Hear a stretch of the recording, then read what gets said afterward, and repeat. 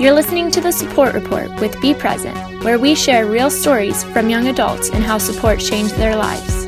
Hey, you. Thanks for tuning into another episode of the Support Report. We are Be Present. I am your co-host, Justin Peters. Chiara, go ahead. And I am your co-host, Chiara Riga. Hey, Chiara, how are you doing today? I'm good. How about you, Justin? Not too bad. We're going to do something a little bit different today. We actually don't have a third person joining us. We're going to talk about something that happened recently. Why don't you share just the background so to tee this conversation up, and then we'll go into kind of the premise or what we really want to discuss with this episode. Yeah, so there was a campaign going around recently in kind of AYA cancer social media circles that I really wanted to talk about. It was a campaign that was meant to honor cancer patients and to raise money for research. But the way that they went about it was selling bald caps and promoting, being bald as a way to support cancer patients. And understandably, many of us were incredibly offended. There were a lot of different ways that it offended people, from those of us like me who haven't lost their hair from treatment. It felt invalidating to them, to, people being reduced to their hair, to it making them feel like this organization was saying that they were ugly for not having hair. And, people got very up in arms. They were sharing, exactly how it made them feel. And the campaign ended up pulling out, and they said that they will continue to support our demographic, but they're going to do it in a different way. And it really got me thinking about, as a supporter, you will get it wrong. You might not be as wrong as selling bald caps in order to support, but you will probably say the wrong thing sometimes. And so I wanted to take that as an opportunity for Justin and I to talk about, what do you do when you get it wrong? How do you handle it, both from the cancer patient side and the supporter side? There's so much to it. So yeah, that's what we're going to be talking about today. Yeah, man, what a doozy. So let me get this straight. Was this a nonprofit or like a hatware company that created a product around this? I believe it's a nonprofit, but yes, they were selling bald caps, and they encouraged you to decorate them and then wear them on, I believe it was October 21st or 22nd, as kind of a Be Bald Day to honor cancer patients. Gotcha. And I'm assuming you probably got the second wave, the cancer community hearing that. I'm assuming you didn't get the initial campaign push that was coming here. So what was your initial reaction whenever you saw this? Yeah, so the first time I saw it, it was on at the cancer patient's Instagram. And I was kind of shocked that anyone thought this was normal. It's 2021. I think we all know that dressing up as marginalized individuals isn't the move, and cancer is a disability, which is a marginalized group, right? So I think right off the bat, we should know that that's not great. But yeah, I was only seeing the outrage, and I kind of felt the same, because I was like, oh, but I haven't lost my hair, so does that mean they're not honoring people like me? And then it was like, but a lot of the marketing around it too was like, leave your vanity at the door. And I was kind of like, but bald people are beautiful. Like cancer. I mean, I've met cancer patients who are so much more beautiful than people with hair, right? Your hair doesn't define you. And further, I mean, putting a bald cap on is not the same as losing your hair from chemo. It's painful when you lose it from chemo. It's really painful. It's traumatic to watch it fall out in clumps. You lose your eyebrows and your eyelashes sometimes. There's so much more to it than putting a bald cap on. And I think, all of this, understand what a cancer patient goes through in a day. You never can, because you're not taking, poison to live, right? And so I absolutely appreciate that they're raising money and they're raising funds for research and awareness, but the way that it kind of went about was not great and really ended up offending a lot of people. Yeah, I know last episode, whenever I introduced us being a pair, I told you I'd bring in my perspective as somebody that is not as deep and somewhat naive to some of these situations. And I could totally see myself buying a product like this, being unaware of offending cancer patients out there.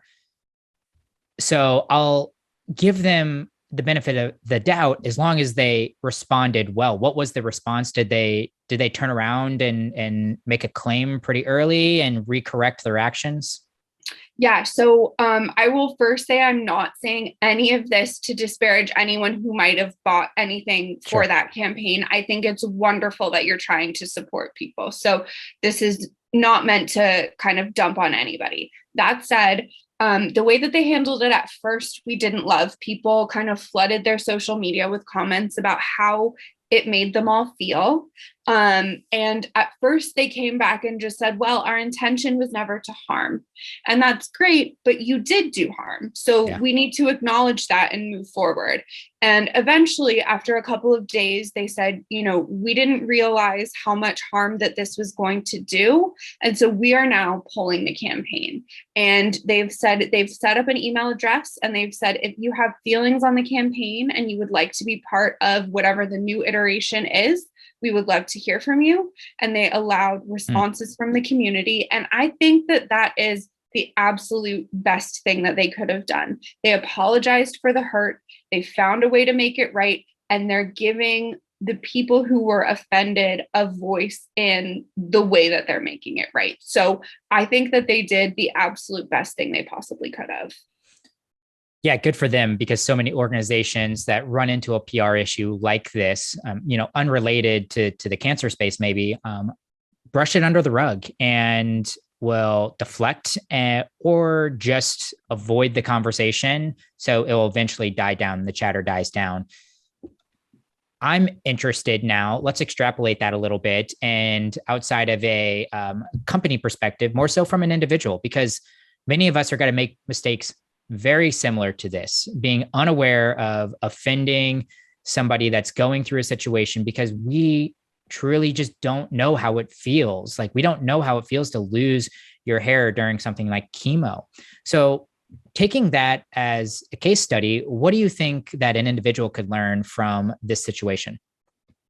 Well, so I think the first thing to learn is this organization came about after someone who had a loved one with cancer passed away. And so they could not run their idea by that cancer patient before it went live.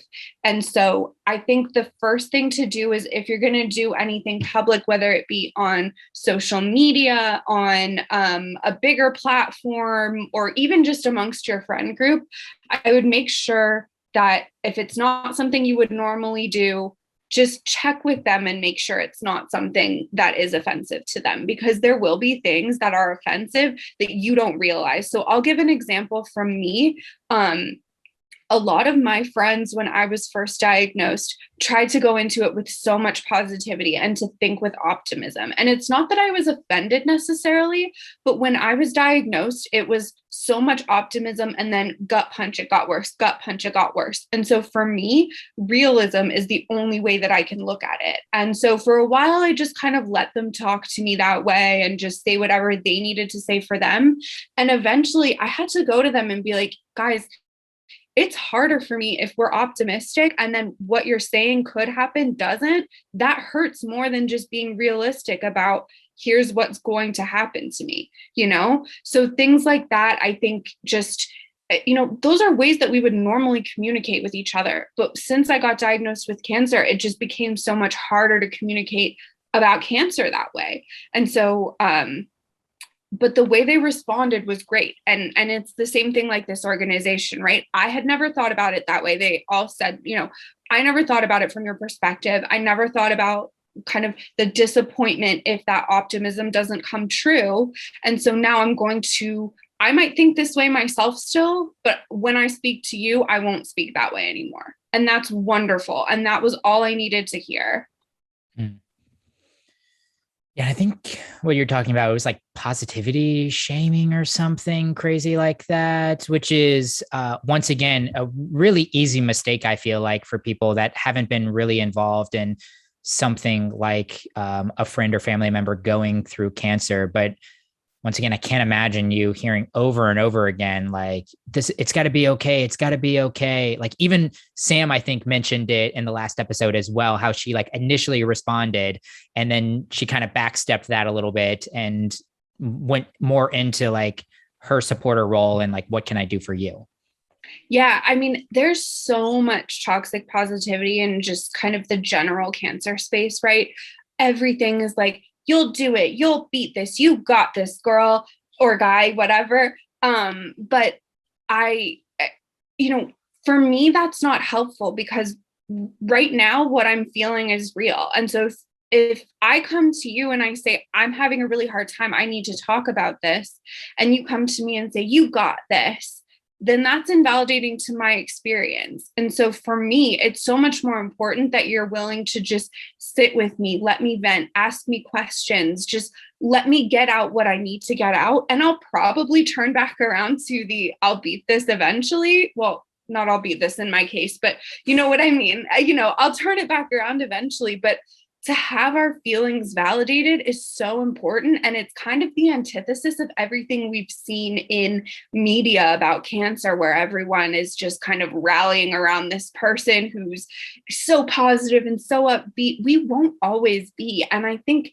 there's this image of like the Hollywood cancer patient, right, who loses their hair, but then they stay so positive and they stay, afterwards, they start a cancer foundation and it becomes their whole mission. That's wonderful. I love that. I've almost kind of taken that. I mean, I haven't started a foundation, but I've gone the advocacy route. Not every cancer patient will do that. And their stories are absolutely valid. It is so valid to want to leave it behind. It is valid to wallow. It is valid to, any emotion you have with cancer is so valid. And so I encourage any supporters listening to really think about, what is your friend saying to you? And are you trying to have them fit into that kind of Hollywood cancer archetype? Or are you really validating what their experience is right now? So after you realized you made a mistake and then you followed that up with the right way to apologize. So validating that you made a mistake, that you didn't understand their feelings, that you can't imagine how what they're actually going through. Is there something we're missing in that wording, or is there a better way to approach that apology? No, I mean, I think all of that's fantastic. The last thing I would say though is, once you've apologized and they've accepted your apology, move on like normal. I had a lot of times where I would tell someone, I appreciate the thought behind this, but I actually would prefer if you did this, I would kind of give constructive feedback of, this support isn't working for me.